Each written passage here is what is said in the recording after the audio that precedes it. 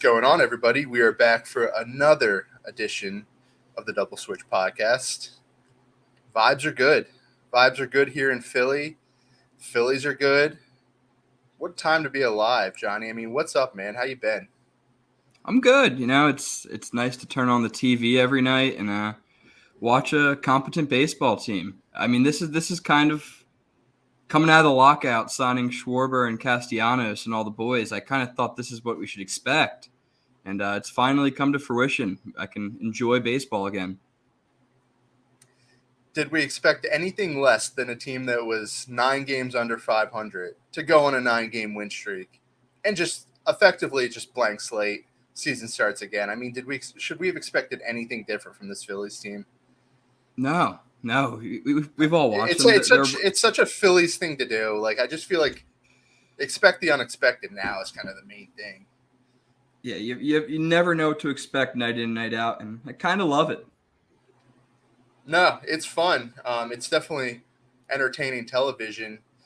So, is Rob Thomson the greatest manager to ever live, or was Joe Girardi the worst manager the Phillies have ever had? Which one are we closer to right now? Rob Thomson being the best coach ever that we've ever had. I think we're closer to that right now. Just his personality. I think it's something we've been missing since good old Chuck Manuel. He seems relaxed. He's saying the right stuff. When Joe was manager, I don't know if you ever watched him in the dugout, but I mean, the guy always was just, it kind of felt like he was not into the game. You know, I mean, he was always looking at his binder. I mean, every time I see Rob Thomson, he's into this game. He's always talking to his coaches. He's always looking at something. And I feel like he really, really wants this. You know, he really, really wanted this opportunity. And I feel like the team can sense that. You know, they can feel how much he wants it. And in effect, that's making them want it just as much. Yeah, he's a total baseball guy. He just like soaks up every bit of all the success, all the failure in there. You're right. He doesn't have his head down in the books. We kind of saw that from Kapler and Girardi. And that's not like something like players and Philly fans especially want to see. They want to see a guy that knows ball and has the instincts. He has instincts. What do you think Joe feels like right now? Dude, Joe? Oh, dude, my gosh. He probably thinks that this entire team hated him, dude. That's probably what he's thinking right now. How can you not? I mean, they're having so much fun. No, he probably is not feeling too hot about how he was doing as a manager, and it's probably deterring for his like future managerial career. He probably doesn't even want to get involved after seeing what's happening with this team. But let's get into the team. And there's a lot to talk about, a lot that's changed in these past 10 days. Just some context. The Phillies have won 10 of their last 11. Crazy. I mean, we have comeback wins. Swept the Brewers, swept the Angels. Both of those teams are kind of free-falling right now. I don't know if it's because of us or because, you know, we just met them at the right time. The Brewers are good. Obviously, the Angels maybe not. D-backs. It just seems that no matter what game we go into, we have a chance to win. You know, we kind of ran that really good Brewers team off the field.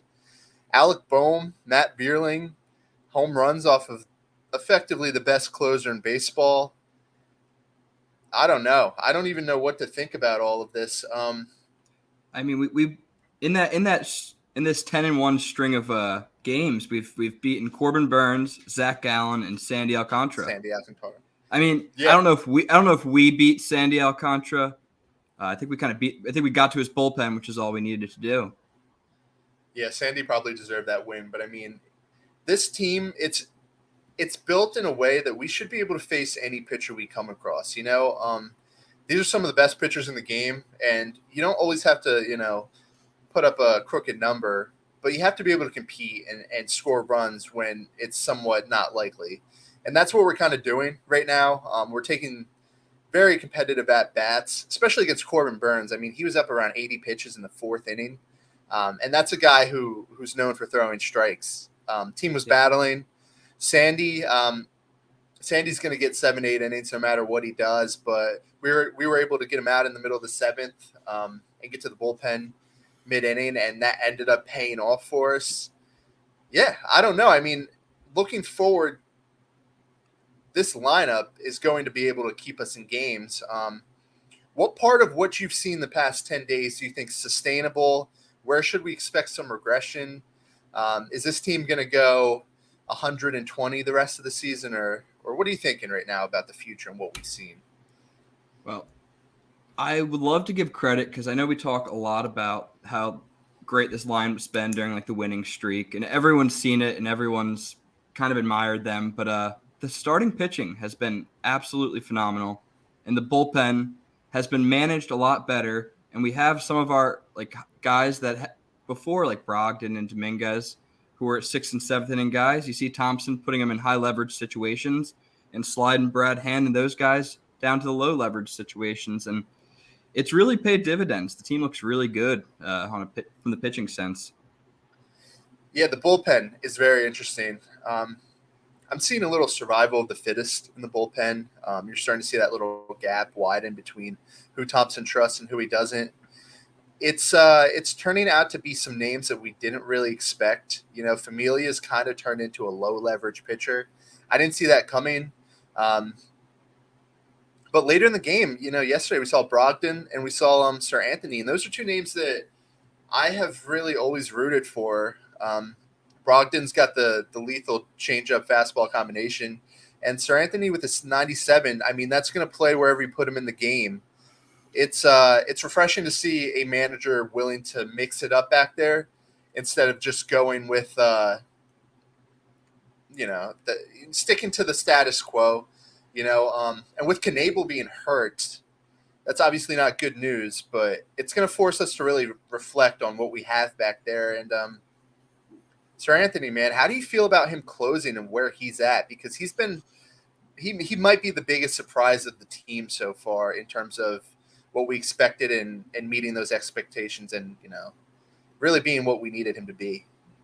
Yeah, you remember when we were going over our pitching expectations, we both kind of agreed that Sir Anthony, he was the key to turning this bullpen around and becoming a plus unit for this team and not like a minus. And he stepped up to the plate. He throws strikes, he throws hard, and as far as the closing thing, I know it's like the writing on the wall. It'll probably happen eventually, but I don't always think the 9th inning is like the highest leverage part of a game. And I think Thompson's done a really good job, whether it's a really important 7th inning with runners on, 8th inning, like holding, like a hold. I think he's picked the right spots to put Sir Anthony in. And I think he gets more action in this role rather than just being a designated closer. Yeah, I love low whip pitchers, pitchers who don't go in and, allow base runners. It's just really annoying to watch. Walks and hits in later innings. And, Familia was not doing a very good job of that. So it's nice seeing the bullpen kind of filter out. And something we haven't really even thought about, there's more help on the way. Coonrod, Sam Coonrod, who got big innings last year, he's on his way back. And Jojo Romero. Do you remember Jojo? Jojo had Tommy John, didn't he? Yeah, Jojo's on the way back. I'm here in July, possibly for Jojo. I guess that would put him 14 months out. I think it's really important. The one thing we're lacking is a strong lefty out of the bullpen. I mean, Brad Hand's done a good job for us, but we need more.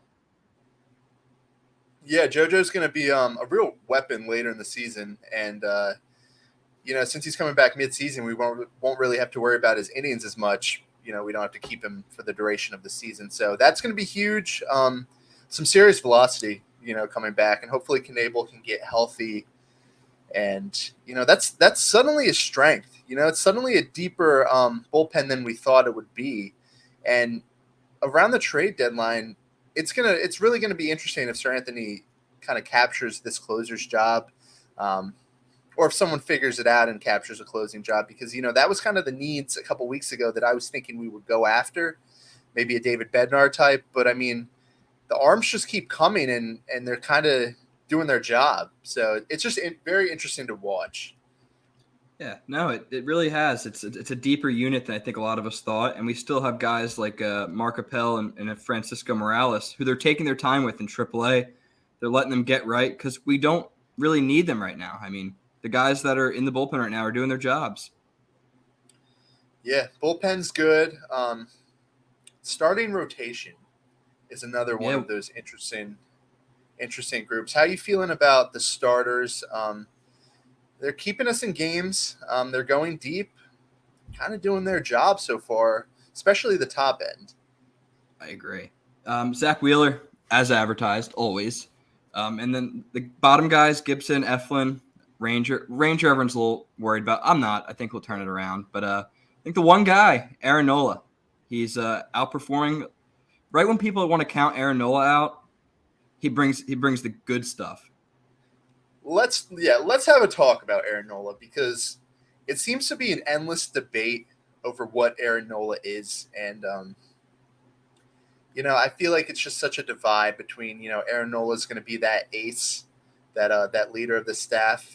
Wheeler's kind of taken that from him, but he can still perform at that level if he was on top of his game. And then there's the crowd that believes that he's not an ace and he's definitely not a top tier pitcher. And I think after digging deep into his peripherals and stats this year, I think this is the closest version to 2018 Aaron Nola that we've seen. Let me break it down for you, kind of show you what he's been doing differently because he has changed it up. Last year, we know two strikes were a problem, and something that I didn't even really notice was the fastball. Fastball was getting hit. People were able to square it up, put it in the air. He's not throwing it as much this year. He's opted for a sinker. I think that's big because he can kind of control the lower half of the zone and it's harder to get on top of it. And what this has done is it has lowered his fly ball rate and he's putting more balls on the ground. Last year, it felt like that two-strike home run was killing him, And now now he's throwing sinkers instead of fastballs. Hitters can't get on top of it, so you're not really having those blow-up innings anymore. I'm sure that's something Caleb Coffin had to do with it, but it rates out very well for a pitch. It's actually his second best pitch right now behind the curveball, which is obviously his go-to pitch, and he's throwing the changeup less too, which after hearing about that, I didn't know how I felt about that because I thought the changeup was a really good pitch, but that actually has a negative pitch value too. I mean, that's apparently not as good of a pitch either. I kind of feel like he's looking at exactly what I'm looking at and kind of seeing what works and what doesn't. But yeah, no, this is a formula that could really work for him. It might test the infield defense at times, but you're not going to see that seventh inning 3-run home run that's just the backbreaker out of Aaron Nola. And I think we can expect, I mean, it might be a stretch to say, but I think we can expect Aaron Nola to be a top 10 pitcher in baseball going forward. Would you buy into that idea after hearing what I just told you? Yeah, no, I would. I think that sinker, the increased amount of use from like the sinker has been huge. He's been commanding it so well. And you have to think maybe something like he's got a very like different like 3/4 like arm slot. It's got to be really tough tough to like see out of the hand for the batters, and they've been having a lot of issues with it, nailing it into the ground, and it's kind of kept everyone on their toes, kept the defense like into the game. Last year, he wasn't able to command his fastball, and we saw a lot of walks too from him, along with like the home runs and fly balls. So I do think that's a great formula for him. I think all he's ever been missing is that second pitch that he can command. And as Yeah, far as as far as that changeup goes, last year I felt like he was overusing it. There were some games yeah, where like it felt like that was the only pitch he would go to. It was predictable. He doesn't feel predictable anymore. yeah. And just taking a step back and speaking about Aaron Nola and his repertoire, he doesn't throw hard enough to work up in the zone. He's not Zach Wheeler who can blow you away like 97 and up. His fastball doesn't have that kind of life, and it's very hittable once it gets in the upper half of the zone, and it was just never going to really work with what he's working with. He's a finesse pitcher. the front door two-seam fastball to lefties is one of the most beautiful pitches I've ever seen. It's just wonderful to watch him work lower in the zone, and yeah, I think he's back. I really do think he's back, and I think that means that as of right now, I would probably go out on a limb and say the Phillies have the best healthy 1-2 in baseball. I really think that. I do too. Tell me a better 1-2 right now off the top of your head. You probably can't. I mean, does it have to be healthy? Healthy is the key word. Because I know you can compare them. Go ahead. I know all our Mets guys are going to say DeGrom and Scherzer are way better than those two. Yeah, you can compare them, but what's the point in a 1-2 if they're not actually pitching? So let's just, for the sake of health purposes, say that we're only doing healthy 1-2s. I think it's them. Sandy and Pablo's a really good one too. But no, I mean Cole and Sev. I think Wheeler and what we have right now sets us up really well going forward, and it's nice. It's just nice having old Aaron Nola back, because watching him work, watching him pound the strike zone is just a beautiful thing here in Philadelphia. Yeah, they're both at like a point in their like careers as pitchers where I really trust them, and you can tell they really trust their stuff. And it's the mistakes, they don't make as many mistakes anymore, and they're horses. They've pitched a lot of innings for us these past 2 years, and this team is so much better with those two. It's we all know it, but got to say it again. Yeah. Oh man, down 4-0 already. That's not good. Yeah, that's not good. But anyway, moving on from those two, we can kind of expect, relatively good performance out of those two going forward. It gets a little dicier. Eflin, he seems to put together these really good starts where he goes 8 innings and no runs, 6 innings, 2 runs, mixes in bad starts. I guess that's because he's obviously, he's a 3 starter. If he was better every time, he'd be the level of the top 2 pitchers. Him and Gibby in the same boat. I kind of think of them as just, the same pitcher right now.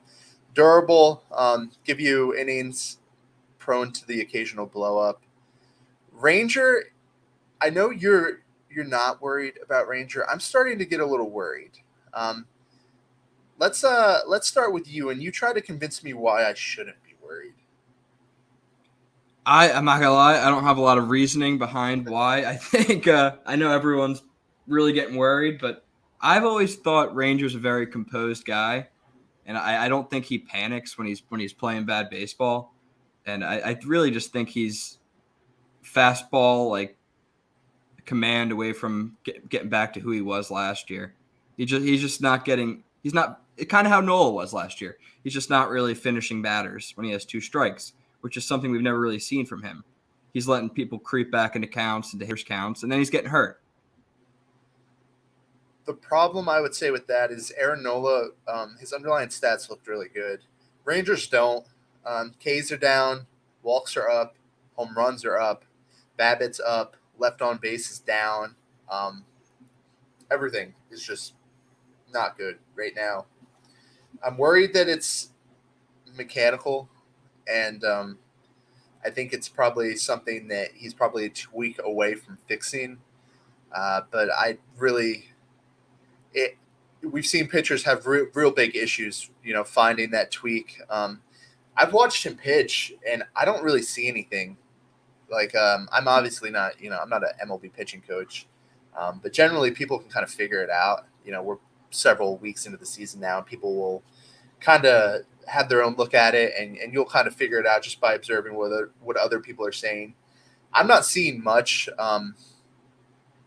chatter about his mechanics, which kind of makes me even more worried, because if no one else seems to think it's that, then maybe it's not that.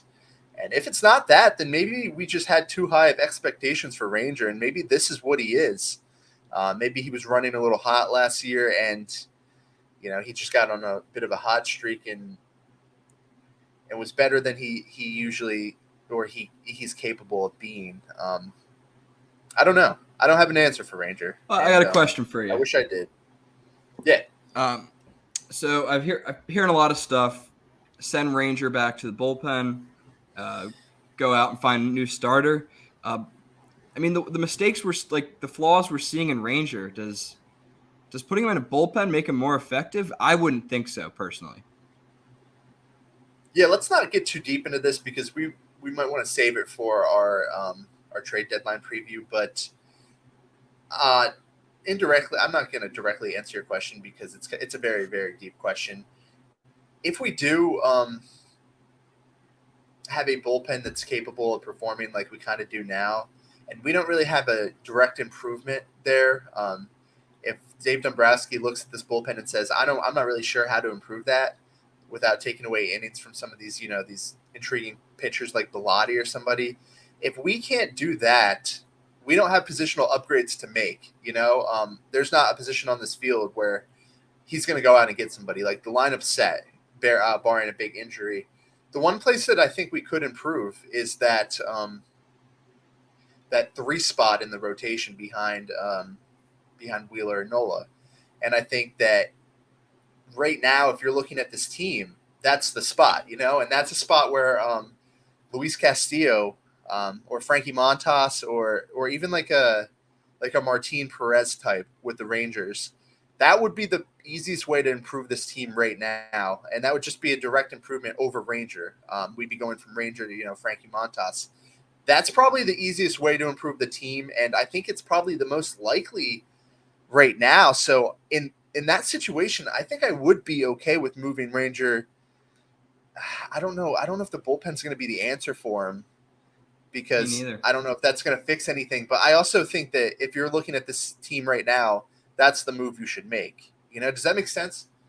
No, it does. Yeah, I think that's the upgrade the one glaring upgrade that we could fix through a trade. We won't get into trades right now, but and I think one of the flaws with putting him in the bullpen, we're missing a hard throwing lefty. He's way too similar to Brad Hand the way he pitches.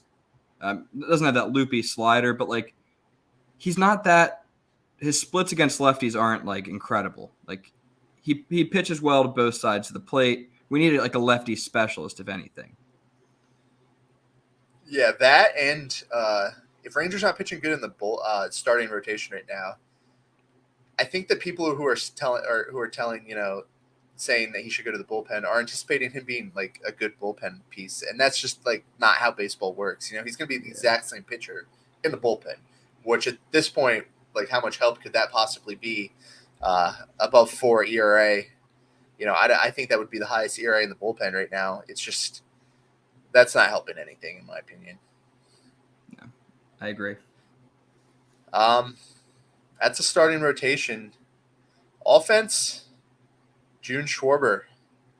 If Schwarber played in June, if the season was just all June, Schwarber would be Barry Bonds. Yeah, he would effectively be Barry Bonds. I don't know what it is. It's not like the weather's that different from like late May to early June, but he kicks it into gear every June. We should really like start counting on it. It's just who he is. He is just he's you do not want to face him right now. He's barreling everything up, crushing the ball. I don't know. I don't know what's up with that. But I do like it. Maybe like his internal clock kind of wakes up in June. His primal hitting instinct just wakes up and wakes up his subconscious, and he just rakes. But it's incredible to watch. And honestly, I fall in love with how awesome of a player he is and like a teammate. Every time I watch him play and then watch his post-game interviews and just how he handles like reporters and media is so admirable, and how he's been handling like the young guys in the clubhouse. Like that's priceless. Like I don't even care how much we gave him. Like you like that's tough to find in this league, and we've been missing it. We've had a bad clubhouse the past couple of years. I'm hearing a lot of stuff about the clubhouse in terms of how Schwarber and Castellanos, they're both really good leaders. They just do it in different ways. Schwarber comes in, he's that loose guy. He's optimistic, he's outgoing. He's the vibes guy. You need that guy. And then Castellanos is, the private, talk to you guy, let you know what he's thinking. It just sounds like they complement each other really nice, and I think that's like really what we had in mind when we signed those two. I think that's exactly what Dave Dombrowski was thinking, and it's coming together. Everything's coming together, and it's just so nice, dude. It's so nice to see. Reese heating up, Harper crushing the ball, Stotty's coming into form. I'll say it again for those who have not heard me say it. I think Bryson Stott can be Corey Seager. I really do. I can't believe no one's connected the swing. Its swing looks like Corey Seager. I can't believe no one's made this connection. Yeah, it's crazy. I'm the first person who said it. And, I mean, just the profile. He's probably going to bat around 280, 20 to 25 home runs. It's Corey Seager. That's literally I remember Corey Seager. when we were previewing the season, I kind of thought more of like a Brandon Crawford, but now I totally see the Corey Seager in him. He is Corey Seager. People probably think I'm nuts because Corey Seager just got $300 million. Did he get? I think he did get $300 million, something like that. Underperforming though. I wouldn't have given him $300 million, but that's besides the point. Corey Seager is one of the best hitters in the game, and we're watching the Bryson Stott hit tool develop right in front of our eyes. His OPS is like the same as Bryce's over the past 2 weeks. He's comfortable. And Thomson's instilled a confidence in him that's allowing him to play loose. I think we have a budding, above average major league hitter on our hands, and he's going to be in Philadelphia for years to come, putting up really good numbers. I think you're right. On that note, what about Mickey Moniak? Got sent down today. They brought up Yoro Munoz, who's a second baseman, third baseman, a little more polished of a hitter than Mickey Moniak. He's 27, been around the league a little bit. What are your thoughts on Mickey? I know we love him, we're rooting for him, but he wasn't hitting the ball. Time's running out for Mick. Clock's ticking for Mickey Moniak. I'm hoping this is just an adjustment, and he just needs to go down for a couple weeks to figure out what he was doing in spring. But I don't know. I think it's coming down to the wire here with Mick, and I think, especially now more than ever, can't Matt Vierling just do exactly what Mickey does, and at this point better? I mean, yeah. You probably can. I think Matt Vierling's proved himself just this week that he'll do whatever it takes to get himself in that lineup. And he's the one on the roster, not Mickey right now. So yeah. So assuming Matt Vierling has that fourth outfielder utility type job, let's say Mick spends another year at AAA. He's still young, but he really needs to get up here and he needs to start performing here soon. And if it's not going to be this year, which I don't think it will be, then I think we should probably stop just stop with the hope that Mick's going to be able to really perform this year and kind of start thinking about next year for Mick because, Dubal has a 1-year deal. Vierling's probably not an MLB starter type. He's probably more of a reserve type. Adubal quietly has a 820 OPS. I don't know if people have really noticed that. I don't know. It's very conflicting with Mick. I don't know. Let me ask you. Hopefully you have a better answer than I do. Yeah, I kind of strongly disagree. I think he's only had 42 at-bats, or maybe I think it was a little bit less than 42 at-bats since he's gotten back from injury. I mean, he was out 6 weeks. That's a long time. We saw how long it took Stott. He came up, had about 50-something at-bats, could not get it going. They sent him down. Even when he came back up, he still needed 25, 30 at-bats to get going. I think we sent him down too soon. And I understand the urgency, the way the lineup is right now.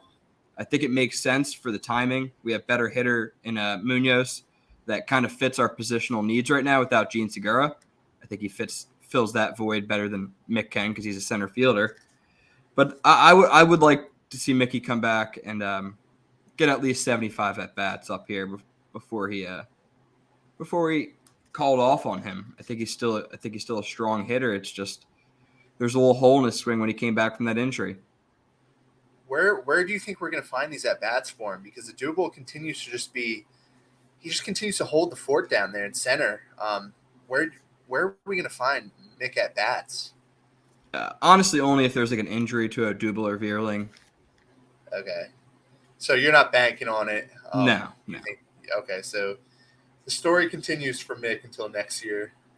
But I would just hate to put all my eggs in the Odubel basket, knowing we only have that guy for the end of this contract this year, when we could have a nice affordable Mickey Moniak for a couple more years. I feel like Odubel is just going to stick around. I don't know why. The whole league doesn't think he's as good as he actually is. Objectively speaking, he's probably underrated. Oh, I think he's underrated. Like he's kind of good. Like he's like a 270, 15 home run, 750 OPS guy that just people treat him like he's just like a minor leaguer. He's kind of good, and he probably should be making more than 1.75 mil. I think that I could see a situation where we re-sign him for center. You think so? I don't know. He hangs around. He just keeps hanging around Philadelphia. I don't know. Yeah, but Philadelphia is just, they're probably like 3/4 out on him. A quarter of the fans are in on him. Wouldn't it like almost make more sense? I know we're not trying to get to the deadline yet, just for him to be like kind of trade bait for pitching. I know we don't have a reliable option behind him, and we don't really want to get rid of that depth. And I do like having Odubel as a depth piece. I think it's a luxury. And maybe his value is low and it's not the right idea. He is valuable. Odubel's a valuable piece to the extent that he continues making just these really small amounts of money. That's a type of player, salary more specifically, that you kind of want on your team. But I don't see us giving him up because Mick's done nothing to suggest that he's ready for that role. And I could see a situation where the season goes on and Mick puts together a stat line in AAA that doesn't give us reason for optimism. And I believe that, Dave Dombrowski would look at this and he would go, Johan Rojas is young. He'll be here in a couple of years. Let's try to bridge this gap until he's here. And who better to do that with than Odubel Herrera? We know what we're getting. He's not going to cost a lot. I can definitely reason with that idea. Now you're not with me. I just think it's tough to think of Johan Rojas, who's another guy. Like, we saw him in person. I think the guy's got a beautiful swing, and he's just a couple offensive adjustments away from figuring it out. But so is Mick. Every other part of Mickey's game is good. I think we're too early. They have the same issues. Johan Rojas is just younger. I think we're too early to really speak of this, but just to wrap this up, it just feels like there's so much more that goes into like a player, and it kind of feels like Mick's just getting that sour taste in his mouth in Philadelphia. We all have that sour taste about the whole thing, and Johan Rojas, everybody's excited. In a vacuum, I could see a scenario where one chooses Rojas over Mickey, but we're way too early. No point in speculating over that. We kind of just have to look at what we have right now, and that's Odubel in center, Vierling as a utility. Did you get a chance to see Vierling in the infield this week? Oh, he looked great. Yeah, no, this guy seems to just learn on the fly. He's going to do whatever it takes to have a role on this team. So until he, we don't have any better options. So yeah, Vierling's pleasant surprise. Who else have we not talked about yet? JT. Castellanos, and JT, two scuffling hitters. You feeling optimistic about both of them going forward? Castellanos, I mean, people kind of think they think he's scuffling a little harder than he is. Like, his past 11 games, he's hitting over 300. But he's not getting extra base hits. He's not getting any home runs, and I think that's bothering everyone. But he's starting to string together some singles. I think it's a sign of hope. I mean, the guy, I read something about it earlier. I mean, he had a kid. I heard he had a death in the family a couple weeks ago. He bought a new house. I mean, He'll figure it out. He's like Rob Thomson said. You look at the back of his baseball card. That's Nick Castellanos. Like, he'll show up. JT Realmuto. Probably not. This is what we got. $23 million a year. Let's not even go into it. Let's just not, okay? Because we could just rant about JT. If we get an opportunity to trade JT, we just need to. Let's just leave it at that with JT. Castellanos, I see so much material on Twitter about how he's just been scuffling since he bought Ben Simmons' house. I think that's kind of funny. Yeah, it's stupid. I think it's a good thing that Castellanos is not hitting, and I'm going to tell you why. If this whole team was hitting and, we're just winning all these games, I would be worried because that would mean that, these hitters are probably all going to cool off at the same time. And if that happens, then we're not going to win at all. With the way the lineup's working right now, you have a couple of guys who are really hot, just carrying us to a certain extent. Bryce, Stott, Schwarber, Reese. They're going to cool off eventually. And when they cool off, Castellanos is probably going to start heating up just with the way things kind of work. JT, probably not. But Castellanos is, he's our cleanup hitter. So if he heats up, he can kind of carry a team. He's that caliber of a hitter. It's just nice to have the balance, There's going to come a point in the season where we're talking about the other hitters and whether we're worried. And Castellanos is going to be the one guy who's hitting. And it's just important to reflect on that. Yeah, no, I don't doubt that at all. I think maybe even next podcast we could be talking about how well Castellanos is doing and what's going on with Harper and Schwarber. Why are they striking out so much? But yeah, it's baseball. It's a game of streaks. Everything's a streak, and it's not going to last forever. He's a composed guy. He'll figure it out. Yes, he will. And just to wrap it up, we're getting a little towards our time limit here. Dude, Didi looks like a new player. Yep, I guess that's my time to apologize, Didi. If you're listening, which I don't know if you are. I'm sorry for all the slander. I didn't think you still had it in you offensively. I never doubted you as a defender. I just didn't know you had this contact bat in you. And I'm glad he's changed his approach down a little bit. He's cut the swing down. He's using the whole field, and he's so clutch. He's been so clutch because he's hitting behind JT Realmuto after he rounds into double plays every night with a runner on base. Then we got a runner on third, and Didi comes up and bails out JT. JT should be paying Didi because he's bailed him out so many times this week. Dude, there are some JT at bats where I would rather they throw like some of the coaches out there to hit instead of JT. Whenever there's runners on base, I am just not hopeful at all if I see JT coming up. Dude, he has to be I don't have the stats. He has to be the least clutch hitter in baseball. He just is allergic to RBIs and coming up when the team needs him. Yeah, we always end up ranting about JT in some form, but Didi looks happy. He looks happy to be here. He looks renewed, and I didn't see it coming. Like you, I didn't see it coming, but it's a pleasant surprise. Yeah, and it's definitely makes this team a lot better, especially with the absence of Gene Segura. I think it's really important that he stepped up, and it was a pleasant surprise. Let's keep it going. Yeah, for sure. So that's the big league team. For the first time, I think we need to start talking about what's going on here in Jersey Shore. That staff that they have put together, we really need to make a trip out there because that's the future in Lakewood. Painter, Abel, McGarry, Rojas, and there's that one other pitcher, Wilson, Ben Christian Hernandez. Who's the four guy in their rotation? Ben something. He was under the radar, but he's having a great year too. We really have to make our way out there because that team is something. If you're a Phillies fan and you follow the farm, that's the place to be.